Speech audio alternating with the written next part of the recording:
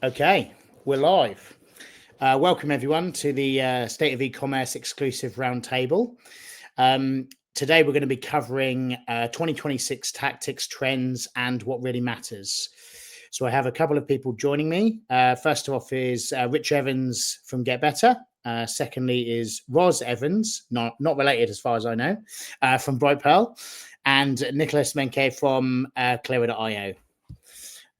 So today's structured across three sections. Firstly is going to be chapter 1. We're going to talk about the consumer shift in 2026.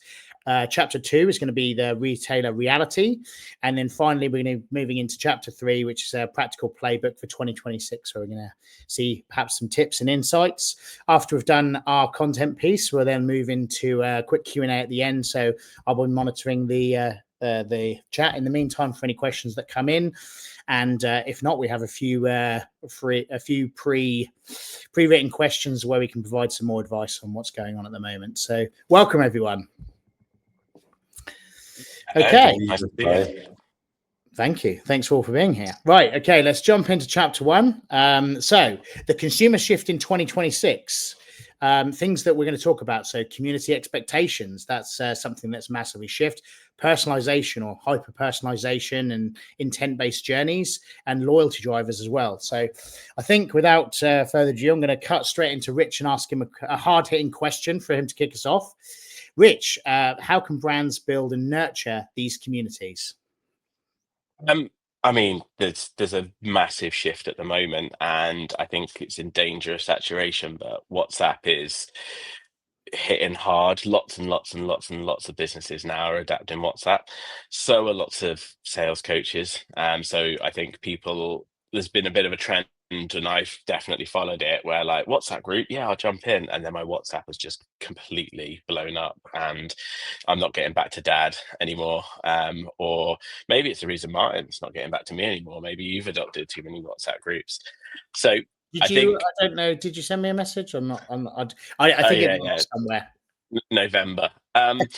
So I think there's definite, if you can build a community in 2026 and you can build a business, I think there is an art to it though. And I think what the main areas where I see people going wrong is they're sort of just throwing these WhatsApp groups together and just expecting it to sort of thrive. You've got to nurture it, you've got to sort of tickle it, and you've got to be not too over the top with content, but definitely sort of triggering conversations and stuff every day. I think building a community in WhatsApp is a really, really good move as well for brands, because then it opens up WhatsApp as a channel where that user or that prospect might be comfortable liaising with you in WhatsApp as and when you want to employ it for transactional messages or abandoned checkouts or even conversational commerce as it goes on. So I think I would also try and encourage employee generated content. So Perfect Head are a really, really good example. They're doing, I don't know if you know I assume you do, Martin, the million pints trend that happened. So there were some guys that just decided to build a WhatsApp community, and they would take a picture of every pint that they had and they number it until they got to 1 million. And they did it, and they built this huge community of beer fans. So Perfect Head are doing the million matches. So I think we're up to about 383 at the moment. And there's obviously adoption from consumers and stuff, but there's a lot of employee generated content in there. And I think if you can get your team and them on board, that's a really good asset as well for any community. Yeah, I think that's it really. Just try and find something that's slightly different to every other WhatsApp group. So whether it's and the user generated content ideas and the million matches ticks so many boxes. It's building a community of matcher fans, but it's also building a hell of a lot of user generated content as well. Well, I think that's a good start. How do you think brands can do a better job of intent-based personalization? I mean, because personalization at the moment and understanding what the customer wants and what the journey is absolutely key. What they're after, what their intent is. How do you? What's your view on that? Well, I mean, it starts before the use of intent-based personalization, because to use intent-based personalization, you need to understand a little bit about the intent.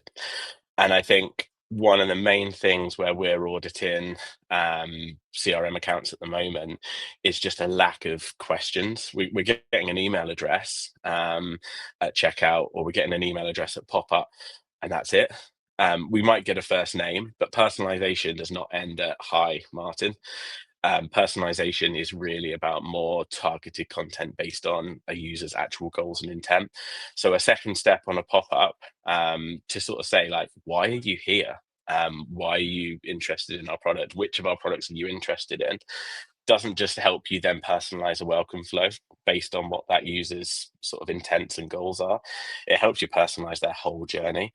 I think there's way too many assumptions made on first party data, which is behaviors. So, this person's bought something. We should then assume that they want to buy this thing repeatedly over the next 12 months. I bought my fiance a Michael Kors handbag because I'm that guy. I don't need to buy another one every month for 12 months. She'd love that. But Wait, when you say you don't need to do it, what do you mean? I mean, I don't need to do it. If I don't plan the wedding soon, then I might need to do it. But for now, I've secured enough man points to last at least until next Christmas. So if they had asked me that question, are you shopping for yourself or for somebody else? Then they could tailor the post-purchase journey and everything that I'm getting from them at the moment a little bit better, so that I'm not overwhelmed and unsubscribed already 2 weeks into January. They could have waited until. Yeah. I was going to say that's an interesting point, actually. So the early version of what you're talking about is effectively just looking at what the purchases are and assuming that there will be a follow-up, like the most basic thing. Obviously, there's a level of subscribe and save type products as well that are going through, whether it be coffee or something else where you're using it regularly. But yeah, if you step up the game on the brand side to ask a few questions about exactly what the intent is, and like there's stuff around like whether when you're buying like greetings card and stuff that you ask a little bit more information just to understand the context of the purchase. And then obviously there'll be some in there that are just dead end one-off that they're doing, but some will be repeat things where you're going to want a reminder 1-2 months in advance to think about it and make the correct purchase. So we're now seeing a huge evolution of what that is technology wise, and we on the brand side it's just a case of stepping it up and making sure the right questions are included with what the purchase is, or post-purchase or follow-up or review or whatever it is. I think there's a danger as we get more and more sort of signals and AI tools and stuff, and that we're going to stop asking questions of the users. We're just going to always base it on assumptions and things. Now, the Michael Kors example, they could have, if they don't ask me, are you buying this for yourself or someone else, they could make assumptions. They could do a first name male sort of segment and go, well, it's likely that males are gifters. But I could be just into Michael Kors handbags myself. It's 2026. Equally, I could be a buyer for a fashion house or a celebrity or something like that. So I think asking questions is such a basic form, and if you sort of come back to retail, and bricks and mortar, your shop assistants are trained to ask questions to understand what sort of buyer they're dealing with to make the right recommendations. We should be doing lots more of that. Then once you've done it, build those personas, use those segments and properties. I mean, tag every button on every email, so when someone clicks it, you get a little label on their back that says clicked handbags or clicked coffee. I think personalization for me is just way more than hi Martin, hi Roz. It's showing me imagery that is relevant to me, products that are relevant to me, and frequency that's relevant to me as well. If Michael Kors had waited until a week before Valentine's Day, they might have been a lot luckier. I mean, that's fair enough. Right, okay, I've dominated a bit of your time, Rich, so I'm gonna move on to Niklas to ask him a question. But one of the things that one of the statistics we found when we were building the State of E-commerce report was the fact that 17% of consumers surveyed would abandon an online purchase if a competitor had a better loyalty reward program. So diving into your question off the back of it, there seems to be a case a lot of loyalty programs are one size fits all. What examples have you seen where brands truly understand the community and have a customized loyalty experience that other brands can learn from? I think Rich already touched a lot of points, kind of like it's a lot about personalization and understanding your community, right? It's like, I think too many loyalty programs are just transactional, and it's like theoretically it sounds great, right? And like it will bring you revenue, but like I think a loyalty program only works when there's personalization, when there's understanding of community, when you kind of feel a little bit of belonging. And like one example for example, love is Bouncewear. They're selling like a lot of like basketball shoes. And what they did is they really understood what their community asks for. And you can see it with like the tiers, for example, like they start as a rookie, then you move to All-Stars, and then you're in a Hall of Famer. That already kind of like gives you this feeling, okay, like this shop, there's also basketball enthusiasts, and they kind of like build something for me. And then they for sure use it to kind of like also get people into something transactional, but like driving them, for example, to the app, or like driving purchases to kind of like then reward for that. But I think one core in it is where they pick up the people or pick up the community as in the different tiers. Like it's a lot about kind of in-person events. So it's a lot about kind of like bringing people to experience the community, but also kind of like the offline shop, and kind of like getting access to pre-sale and get the special sneakers, but like then catch that in an offline moment. And then from there, they take it back into the shop again and kind of like with content, kind of like show it there. Yeah, and I think that's like important. That's like what differentiates to just something where you get a point and then you never look at the loyalty solution again, or like at the program again, right? Yeah, I think that's a really interesting insight. I'm going to move on to chapter 2, where I'm going to dominate a little bit more of Roz's time during this. So I hope you're ready for a few questions there. Chapter 2 covers the retailer reality. So one of the another stat that we came up with off the back of the State of E-commerce report was that 53% of decision makers in brands are prioritizing loyalty. There are some pain points around those and some bottlenecks in delivery. But the question to start off things is for Roz is, at what point does a merchant's operation outgrow front office tools and require a purposeful back end system to consistently deliver a great customer experience?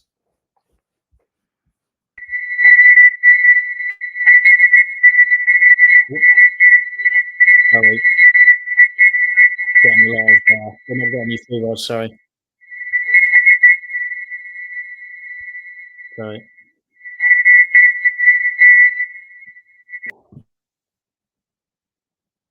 Is that any better? That is perfect. Yep. We can hear you clearly now.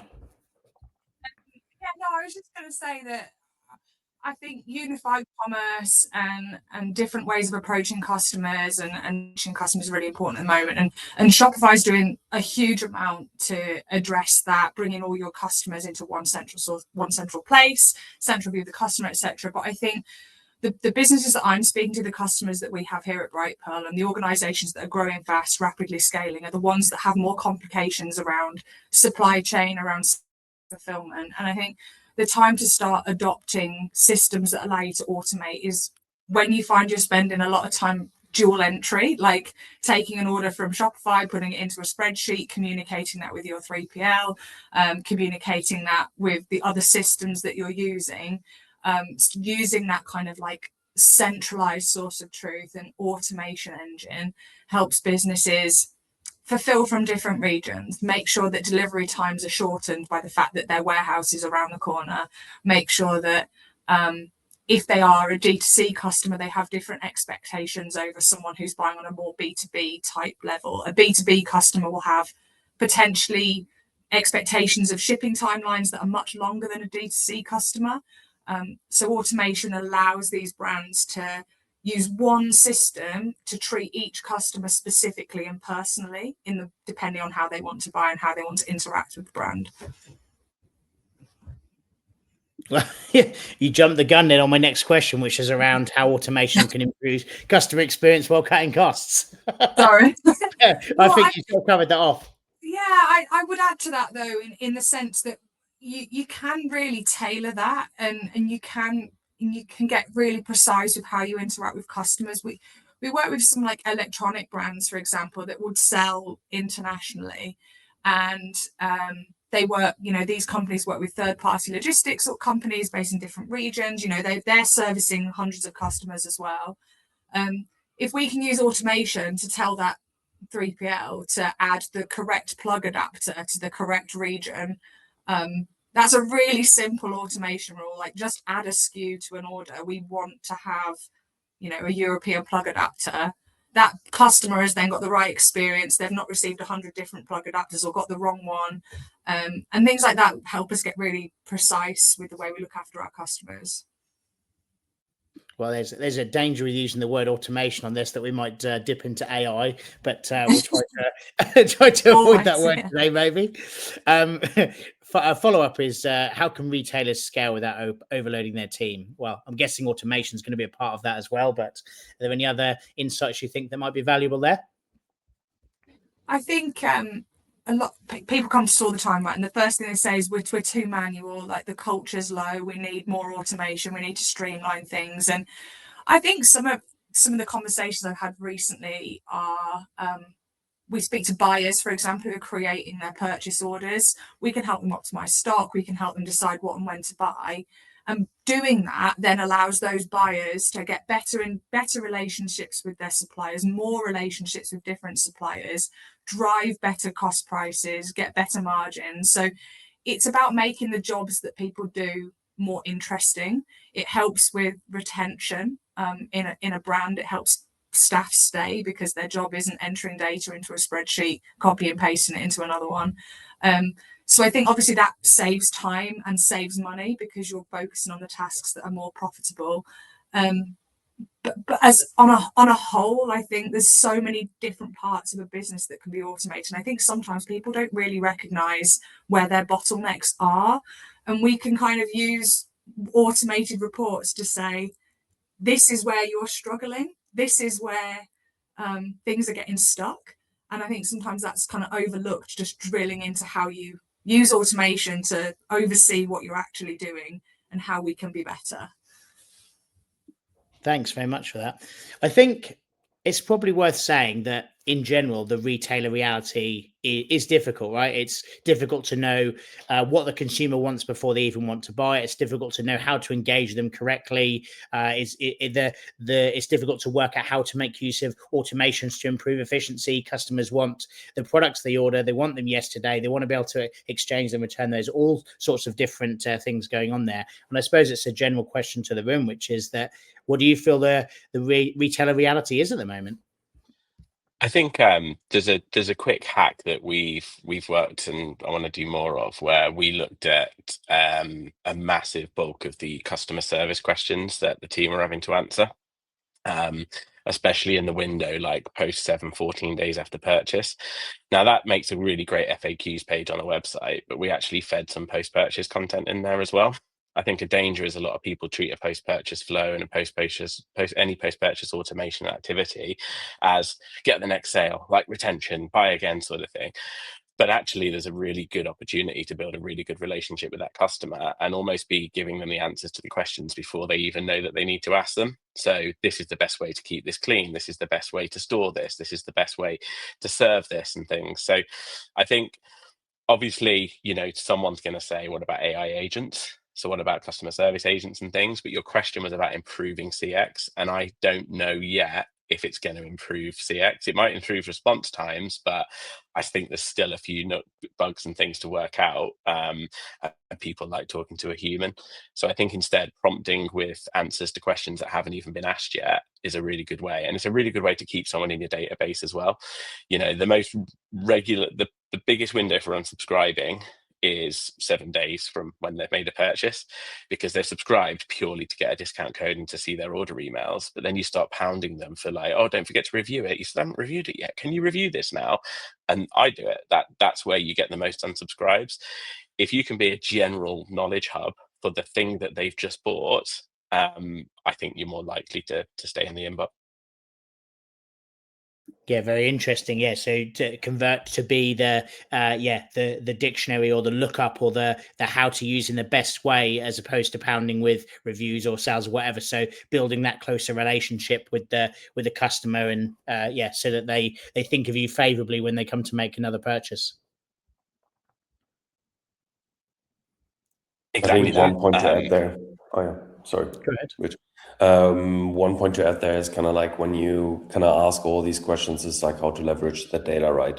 Like use these triggers within your complete tech stack, right? It's like if it's siloed and you have a survey question, but you don't use it for your email campaigns, if you don't use it while asking for a review, or if you don't use it in your support desk because you treat people differently there, then it's kind of useless. So I think that's like where really retailers need to do a better job, or like already doing a good job, is kind of like really bringing that data together and use it.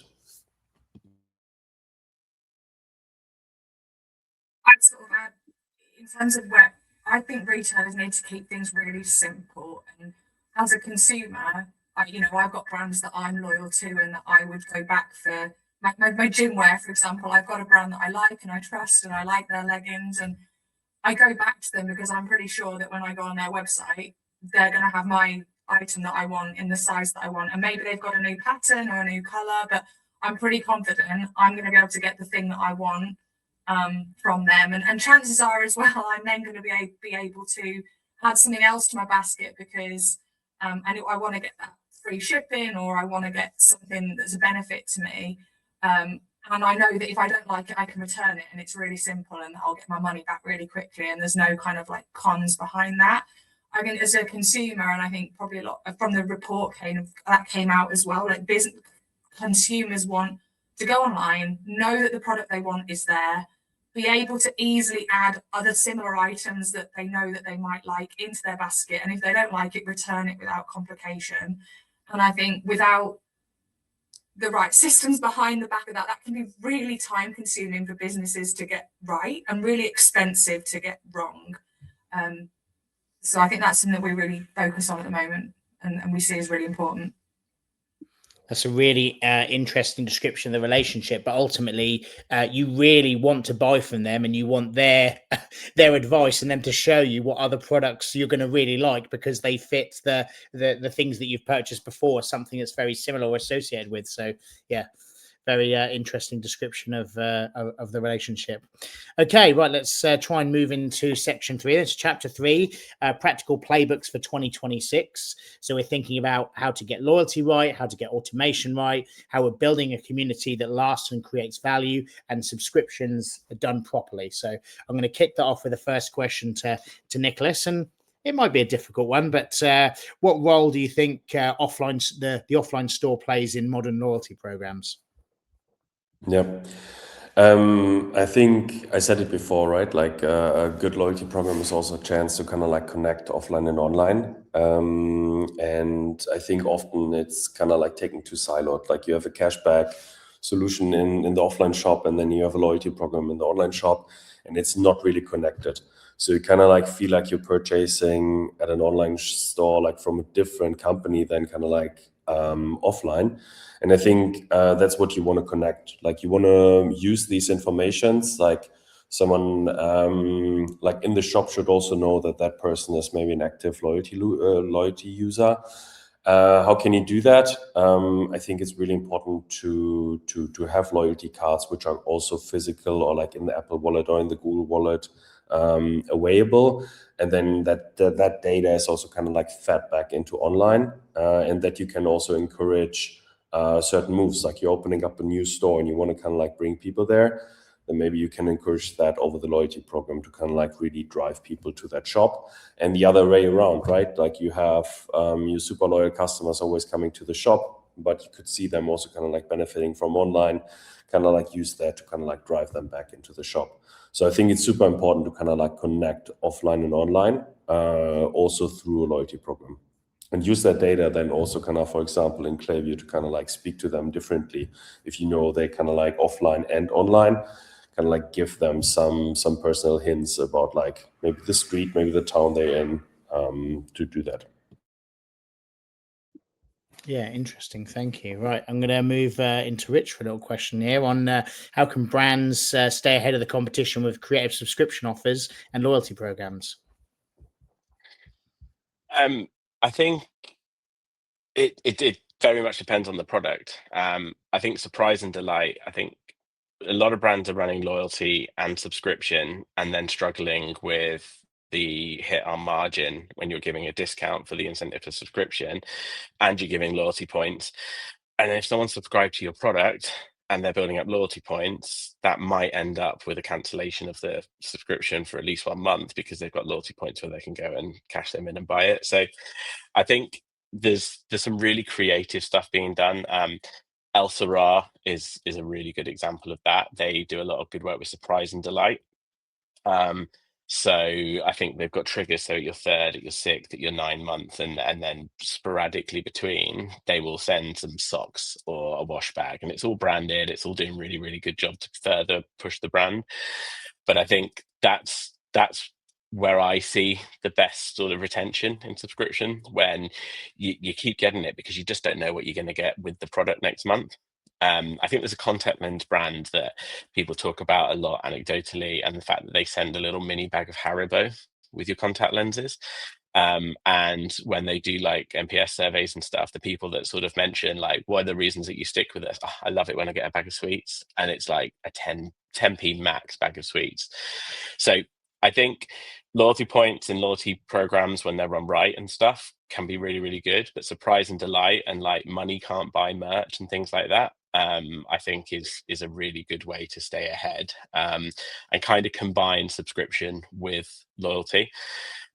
Obviously, if you're not a subscription brand, then loyalty programs that encourage UGC. And again, I would try and test whether, when you've got your loyalty points, rather than just being able to exchange it for cash that you're ultimately going to hit your margin with and exchange against the product, maybe sort of see if there's scope for sort of creating some merch, especially if you're a brand that's got really good loyalty generally from your customers. Like, they love associating themselves with you and your brand. See if that money can't buy merch flies off better than cash and gift card sort of redemptions, because that works better for everybody. If the customer feels like they're getting a bigger win from it.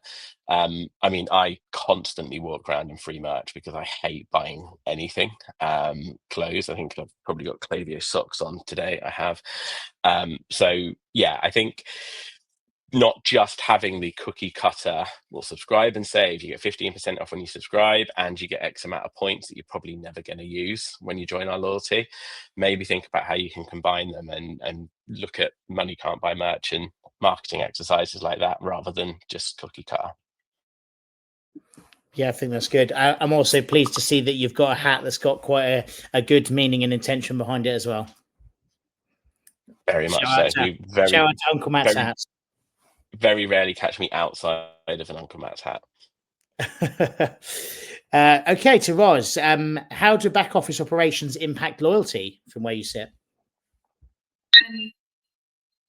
I think from what I was saying, all of these ideas around like surprise and delight, using automation is kind of essential to being able to deliver on that. So that's one part of it. I think what I wanted to talk a little bit about here is that we did a survey with Trustpilot maybe sort of like 4 years ago now, and we looked at like retailers and brands and like the reviews that they received, and of the negative reviews that brands receive on Trustpilot, it's like 77% have zero to do with the product and the quality of the product. 77% was to do with how long it took the item to arrive, the incorrect items on an order, like didn't meet the expectations in terms of like experience. And I think people aren't going to come back to you if you let them down the first time.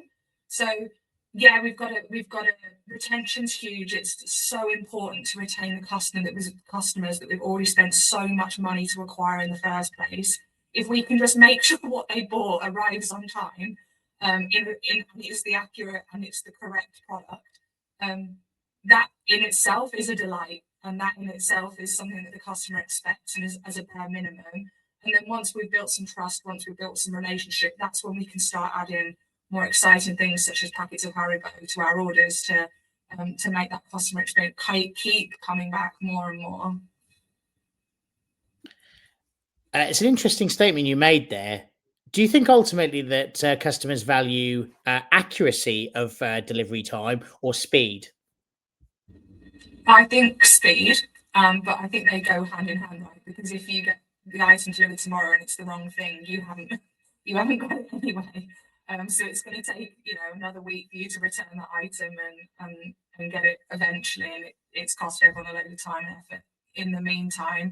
I think some of the other things that really help with the loyalty aspect is Shopify now allows you to create an order and then make a change. Like, you can change your mind and you can update that order. You can, I don't know, maybe change the color of something or the number or the quantity or delivery address without automation, without integrated tools. That's a really manual process for somebody as a retailer to manage and to handle. We speak to a lot of people trying to do things like that all the time. So yes, automation is essential to make sure that customer receives their order. It's also essential to allow the customer to interact with a brand without having to pick up the phone, send an email, just be able to go on their website and use the system that they've already used to place the order to interact with the brand. Yeah, awesome insight. Thank you. I think we're going to go back to Niklas now. How do brands effectively segment loyalty members so their top fans receive fundamentally different experiences than casual or first-time customers? First, I have to commit I'm always accuracy over speed, because it's like, I love when a brand can communicate and kind of say like, okay, it's then and there, and I get it, instead of kind of like, yeah, maybe it comes like 2-3 days ahead or like too late. But yeah, back to your question. How to segment? I think it kind of starts with kind of like what Roz already said, is kind of like over reviews, for example. You already identify your top fans, right? Someone who leaves a review with a 5-star and maybe attaches some additional questions or kind of put some UGC in, that person is more likely to also kind of like join a loyalty program. So that's where it kind of already starts to segment. And then when that person is in a loyalty program, it makes sense to use the triggers you get out of that program into, for example, the likes of Klaviyo or for the likes of Gorgeous. For example, someone does another purchase, you see their birthday, and you kind of see that they move to a higher tier. That person should receive a different email to like someone who's just like a once and done shopper, right? And you can play with these informations and really customize like the outreach to them. Or for example, that person is it's easier to kind of like then bring over to WhatsApp, for example, and really give them a custom experience and a custom communication. Another point is use the data, for example, within a help desk like Gorgeous, for example. When someone comes in and kind of like, for example, the goods haven't arrived and is kind of like putting in a claim, like someone who's in the top tier of a loyalty program should be treated differently, I would say, and is probably also way more responsive to kind of like quicker calming that issue, for example. So those are kind of like 2 examples where I would say that's where you need to segment, and yeah, it's all about kind of like connecting the dots there. I think I'm going to respond to the comment you made in between as well around the accuracy over speed, and I think that might be a market and a region differentiator as well as to which what people prioritize better. Which is in some cases it's a requirement that people are in on a certain day, and there's nothing more frustrating than ordering a wardrobe and it's supposed to turn up one day and it turns up a different day. But I think that's a really useful set of requirements to work out what is most important, or focus on both simultaneously and ensure you get them right the majority of the time. And that's like probably like going international, right? It's like going, for example, to Germany is probably like maybe their accuracy is more important than speed is somewhere else like more important, right? That's just like handing it over to you again. I was thinking it, and I'm glad you've said it. Yeah. Germans favour accuracy. Right, just coming back to Rich. I'm fairly certain you're quite the advocate of points-based loyalty programs. I believe you love the points. They're a bit boring, I think. But how can you develop a loyalty program beyond points-based systems? Yeah, I sensed a hint of sarcasm there. I am not Right. against loyalty-based programs. Like, I will go out of my way to spend money on my Amex card. I'll go out of my way to go to Tesco and use a club card. But the benefits are really clear. I hoard points. I mean, I don't hoard Tesco points. I mainly go to Tesco for the club card discounts. That was a genius move that they made. The aforementioned fiance takes all the points, and I don't know where they go. Amex, I'm just that person that hoards them because I'm convinced one day I'll fly first class to the Maldives, purely based on Amex points and things. Is I that a low number you're targeting there for that trip? Yeah, retirement, I think is how I celebrate retirement. But no, I despite seemingly, I think I'm against cookie cutter points-based programs where you sign up and get 100 points, you follow us on Facebook, you do a review, and then you just accrue points, but you're never reminded of those points. It's unclear as to what those points can do for you and things. And I think it's a set and forget type approach. So the question in terms of developing it beyond points, I think it's maybe developing what those points mean, what loyalty means. I think in-person events, if you have the capacity to do it, whether it's at your premises, whether it's in conjunction with a launch or a photo shoot or something like that, I think building an in-person event and contacting your sort of top 10, 15 customers and inviting them along to it is a really good thing, because then you can also get a load of UGC. You can do talking heads videos with those top customers while you're there, and it gives all of your other customers something to aspire to as well. Like, oh my God, look, these customers got taken here, or these customers got, treated to this. I'm going to keep on because I might be one of those top customers one day. I think as well, getting on the phone, especially if you're a brand, a founder-led brand, if you, the person that's been on all the emails and you're on the packaging and stuff, get in touch with some customers, I think that again develops more loyalty. It develops more of a connection. I think the buyers have now just want to be part of something. They're not as savvy as shoppers of old. They are happy to spend money, but they want to feel like they're appreciated and they're part of something. Brewdog, people love Brewdog, not because of the leader that was at the helm of it or the founder. They love it because the punk campaign where people bought in and they crowdfunded, everyone then felt like they were a little part of it. So people would go out their way and they feel like they're part of a community. They were given opportunities to suggest new brews and new flavors and new products and things. So I think in terms of developing loyalty past the cookie cutter programs, it's making people feel a sense of inclusion and like they're making a difference and contributing to the future of this product that they love. Yeah, I think that's really good. Interesting. Yeah, you made the point about if it's clear what you're aiming for with the loyalty program, that's really good. And I think it's worth saying that some retailers have that really difficult. So you think about Tesco using of club card points, different demographics might be targeting the use of points in different ways. So again, I think it feeds back to part of that hyper personalization, which is work out what the group of people that you're targeting is likely to go for, and then show them that, which helps them basically envision what the benefits of the loyalty program are in the longer term. In your case, I mean, it's to the Maldives. But it's also like, looking out the window over at Starbucks, and they ask me when I go, do you want to use your points? I'm like, no, I'll keep them, because now I'm at a certain level, I get discounts. And I think the supermarkets and retail have probably been a step ahead on loyalty than D2C. D2C sort of followed on from out of home. And if you look at the move that all of these big, so Starbucks, Tesco, Sainsbury's have done it with Nectar, you still accrue points, you can still exchange them for vouchers, but actually now if you want the best discounts, you have to use your card. So you don't get your meal deal discount at Tesco unless you scan your club card, because the adoption of points and usage and collection of points was just going like this, because it's everywhere and people only want so many cards and stuff. So I think they've now forced that, because the best thing from their campaigns is the data that they get about what I order. And then guess what? They tell me about the new oat milk flat white that they've got, pistachio, rather than just telling me about everything that they do, because they know that my my data says that's what I always order.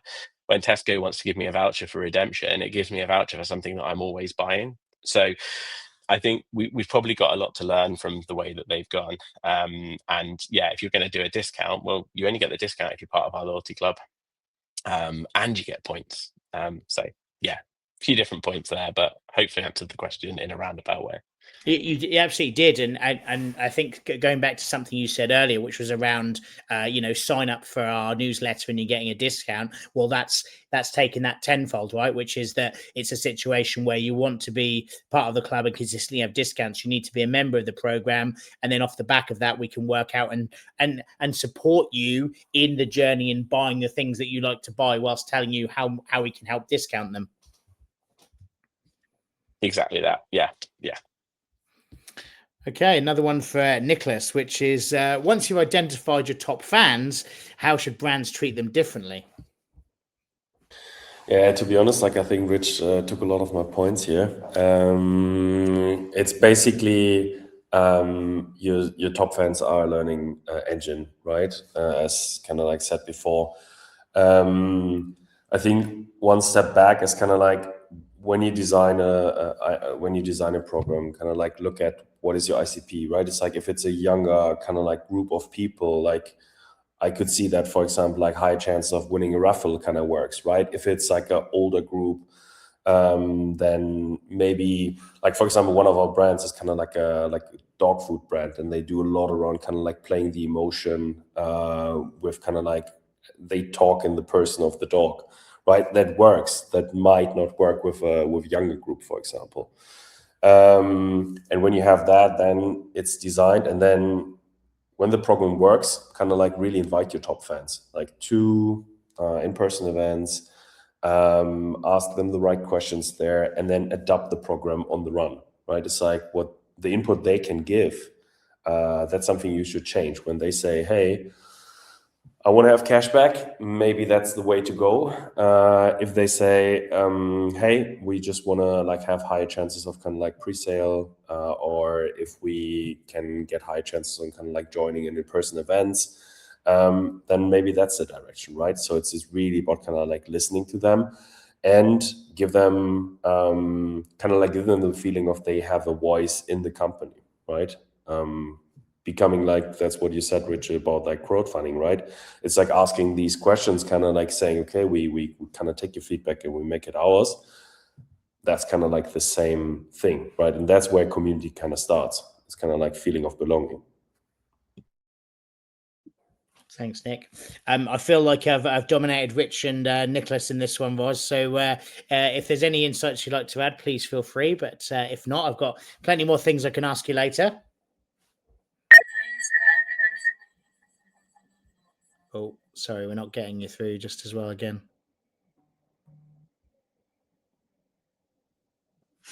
Any better?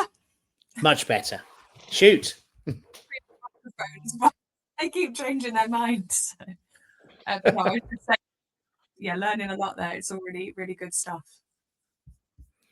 Awesome. Yes. Thank you all so far. Right. Okay. Now into the final bit, the Q&A section. Now we've moved out of the practical playbooks for 2026. So we actually have a couple of questions that have come in from the audience so far, with James asking the first question. When we're thinking about commerciality of email platforms and the increasing costs of them, would you say it's now more important than ever to build a more qualified list, segment and remove from lists to keep a commercially viable list and not a huge database? I don't mind taking that one first. Yeah, look, I have a theory.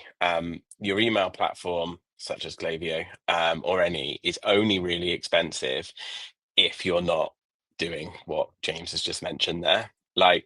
It should be such a fraction of the cost of the return on investment that you're making in it, because that is the issue, is big. People just accrue data and it just gets more and more and more. And especially now, pricing models are based on how much data you're holding as well as how many emails you're sending. So I think an easy way to look at it is, so again, we'll take Klaviyo as the example. There's two ways that they monitor your usage, and they charge you. So they charge you based on your active profiles, but then also you have a limit to the amount of emails that you can send, and that's 10x the active profiles that you've got. If you're maxing out your active profiles and you're getting nowhere near the email usage, you know that you've got a really inefficient account. I think everybody seems to be reaching for funding rounds and acquisition and stuff. And the danger is that your database is one of the currencies that are used in that. It's almost one of the equations and things. So I know people have to dance around that, but I think suppressing data is a positive thing. There's things that you can do, like have a sunset flow, have all the things to keep your list sort of healthy.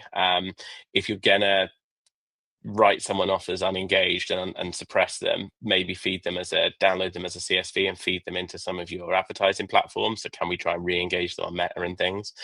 But yeah, I mean, James has kind of answered the question in himself. It is definitely more important to build, I say, a qualified list, a clean list, making sure you've got a monthly health check to go through and suppress any data to make room for new, more engaged, more intentful subscribers.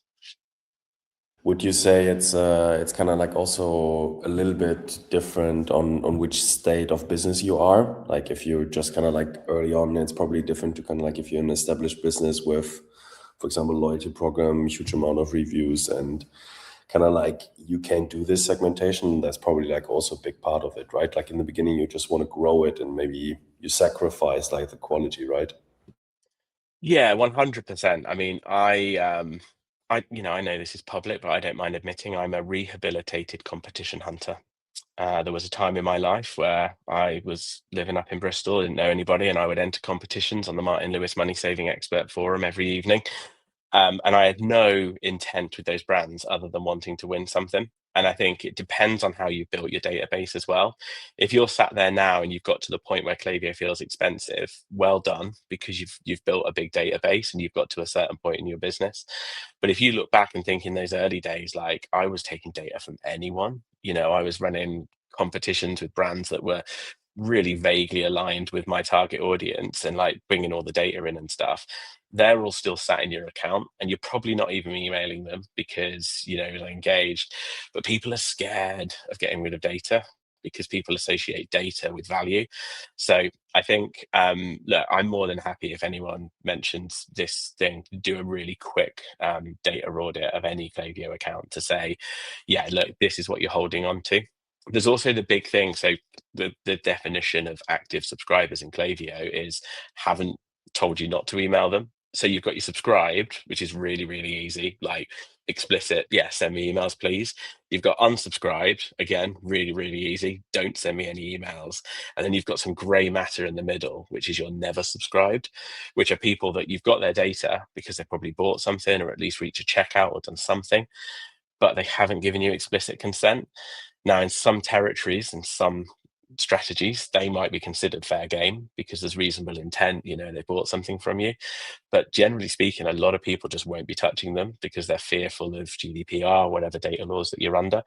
So yeah, I think there's a lot of look back and see, well, how did I acquire that data? If you know deep down that it was probably a bit not, I don't know if I can swear, not great, then yeah, have an audit. Just because you suppress them, they will still live in your account.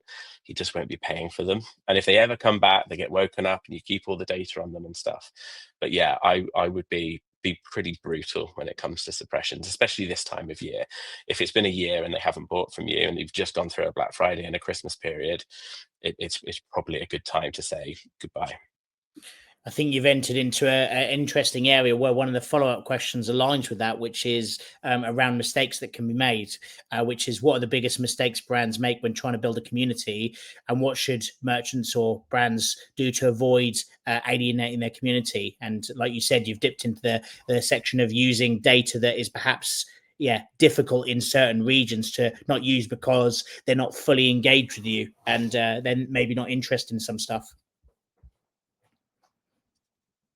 Yeah, I mean, look at, so WhatsApp is a relatively new channel. But I've already seen, and you're going to continue to see, is people that have tried SMS marketing 18 months ago, decided that it wasn't for them. They didn't like the cost, but they're the people that they've got SMS numbers and consent for.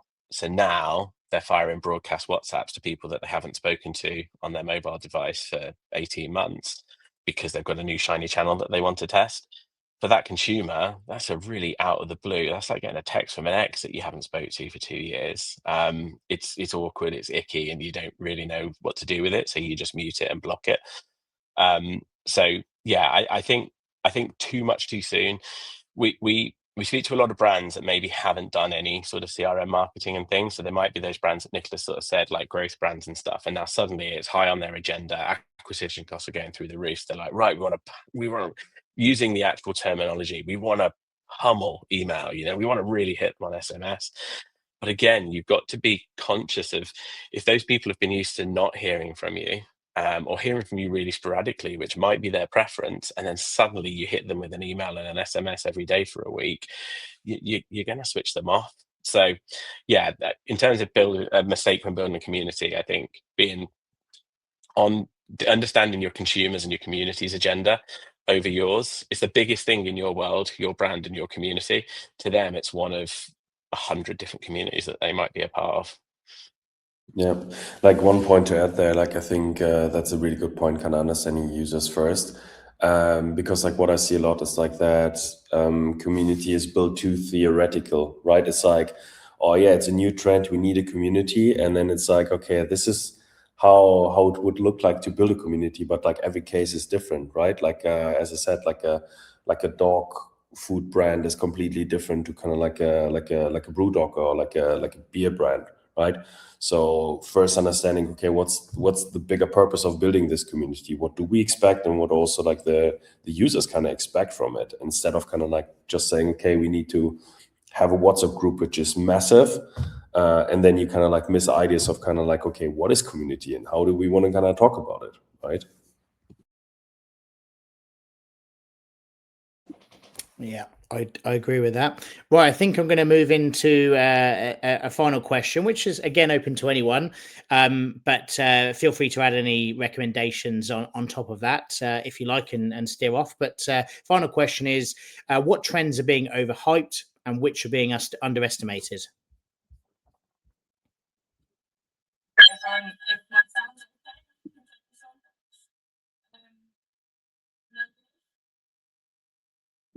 Sorry, we're struggling with you a little bit on the mic again. Very sorry. I keep switching my mic for that. Oh, there you go. Yep, we got you. Keep flitting. You've already brought it up, Martin. AI, just like we get every day, someone comes and says to me, I'm looking for a system because I want to use AI. And what they often mean is we want automation. We want things to be less manual. And I think obviously AI is huge, and it's gonna really impact the way that people buy, the way that people search for things, the way that people interact with brands. I think there needs to be a real clear understanding of what AI is, the kind of models that exist, and how a customer can use AI differently to how a brand can use AI. And I think there's all these experience things. I think Rich has already attested to. They might be good. They might speed up response times, but are they actually making it human? Or is it authentic? Like, are you connecting with a brand when you're talking to a chatbot? I think AI is going to be really powerful, and I think some of the ways in which you can use it behind the scenes is to identify anomalies, like to identify where things are potentially going wrong. Like, could you use AI to say, which of my customers are in my VIP segment, the ones that are my top loyal customers that haven't got their order yet? They bought from me and they haven't received an order in 2 days' time. Can I be doing something about that? Should I be adding on a free gift to that order to make sure that they're satisfied and they're not disappointed? And to trawl through that kind of data and to trawl through that kind of information is possible in the system. It exists because the systems are there to do that. But using AI to like get to that critical, value add could be really important. And I was talking about with a colleague the other day, like simple things such as, have all my products in my system got a cost price against them? Because if they don't, I'm not tracking my margins accurately, and therefore I don't know if I'm selling this product at the right price, and I don't know if the discounts I'm offering to customers are actually profitable. So I think AI is going to be massive, and I think AI should be considered not necessarily let's just treat the customer to an AI experience, but let's use AI to make what we do really slick and help us get really precise in the way that we deal with our customers, rather than having to trawl through reports, think of the reports that we need to create. So yeah, I think AI obviously was going to come up at some point today. I think, that's really interesting. Yeah, which is that some people confuse automations and AI because, having something run in the background is very similar when you're asking something. But like you say, for asking it a more advanced question about commerciality requires that input data, which is what is the price you're selling at, what is the margin on that, and if you're offering or asking whether to offer a free gift, it must know the context of will the free gift satisfy the customer, but also maintain a profit margin whilst doing that. And if that's the case, then there's likely to be a win-win if the margin is good. Being able to cross-reference that data, so being able to say, what are the buying patterns of my customers, what do they buy second, third, fourth time, is a report we can drive, right? And that's something that people can come out. We can also look at profitability in a different report. We can also look at retention, and we can also look at email campaigns. But can we use AI to say, look at all of these reports, please, and tell me the answer to this question that I want to know, by evaluating all this data? Very much so. Yep, couldn't agree more. Guys, anything to add? You don't really have to. I think AI is both overhyped and being underestimated. I think I agree. The first question I always ask when someone mentions it is, what are you going to use it for? As in, don't just quote AI. Like, there's a lot of really practical stuff that can be done, really intelligent stuff that that make it deviate from automation. Yeah, I think there's a pal of mine who's actually WhatsApped me, so I think he's watching. So I'm gonna credit him. His name's Dan Debham, because otherwise I take credit for this myself. But he's a speaker and he's been in AI since like as long as I can remember. But he says AI isn't going to steal your jobs. People using AI is going to steal your jobs. And I think it's that leverage. I think where you see people relying on AI, it's generally still a little bit shit. Oh, I have sworn now, so sorry. I think if you Yeah, I know. And I think people not using AI, it's generally a bit slow. So you've just got to find that perfect place in the middle whereby you are leveraging AI. And I think it's like with tech stacks and things.